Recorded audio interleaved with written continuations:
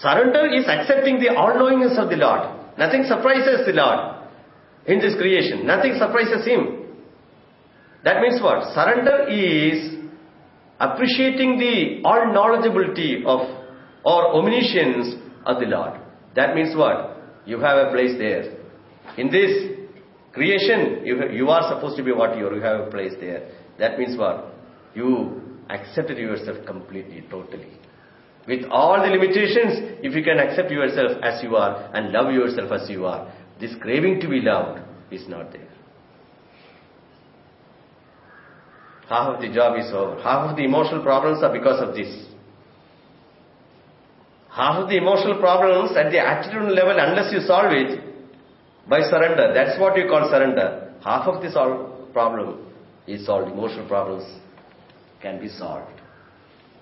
You don't want any mirrors to tell you that you are acceptable to yourself. And you relax. In that omniscience of the Lord, you just relax. You don't want to be someone. You don't want to be someone whom, by thinking that the acceptable person you are looking for, the acceptable image of yourself you are looking for is your own illusion. The acceptable image of yourself you are looking for is your own creation, it is your own illusion. You drop that illusion into that surrender. When you surrender, you drop all your illusions and you start loving yourself and seeing your place in the scheme of things. Therefore, there is no craving to be loved. But if there is no craving to be loved, then all illusions about yourself and all your movements, all your vrittis, all your behavior to accept, to get attention from others, or to get appreciated by others, to get loved by others, it has gone from you. And you start loving. That means what? You become a mature person. It's a kind of maturity. It's a kind of preparing the mind. Attitudinally, there is an attitudinal change in us. So that's why you started looking at it. And here, in the vision of the Shastra, this body is a temple. Idam shariram kaunteya kshetram vidiyate. This sharira is kshetra. Therefore, all the ornamentation which you do in the sharira, everything is a ritual. When you bathe, the deity inside, who is making this body conscious, that kshetrajna, unto him you do all the shuddhi. All the bathing is meant for that. And all the vibhuti, all the ornamentation is meant for that. So it has the whole, all the things which you do, even eating food and everything, is that it is yajnikam. It is a ritual. Everything is a ritual. Because the whole world is yajnikam. Everything is a ritual. Therefore the whole thing, there is not a single department of living where you can spot it as, oh, this is secular. There is no secular act. Everything is religious. Every act of human life, every department of human life, everything is religious.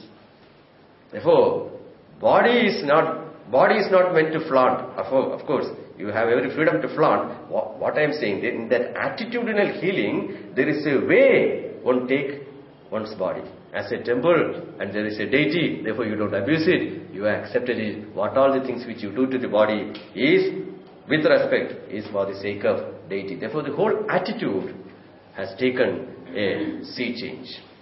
Therefore, what we are saying is, when you relate with the world, matraha, sparshaha, the objects and the sense organs, there are going to be stimulus. But based upon the stimulus, when you act, you are in order with these realities. But based on that stimulus, when you create an illusion and react, it creates sorrow. This is the point. The stimulus you cannot avoid. The sense organs will collect the world. Collect and give the world experience to you. It will through the sense organs, and there is going to be stimulus. So based on that stimulus, when you act, then you are in order with this creation. There is happiness, sukha. But based on the illusion which you create, what is illusion? So many illusions. Your demands and your demands and your resistance and your own notion about yourself and your craving for to be loved. So all illusions born from self-non-acceptance. All illusions born from self-non-acceptance.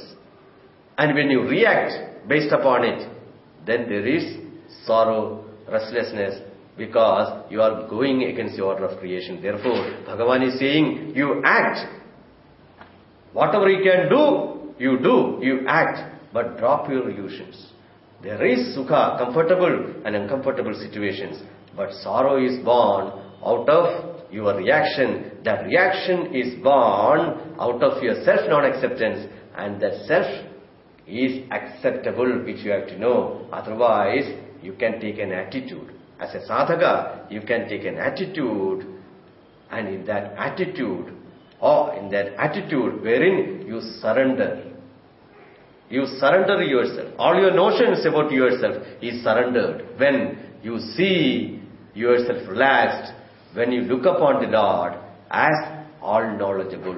Therefore, in the vision of all knowing the Lord, you have a place in this creation, and you are acceptable to yourself in the light of Ishvara.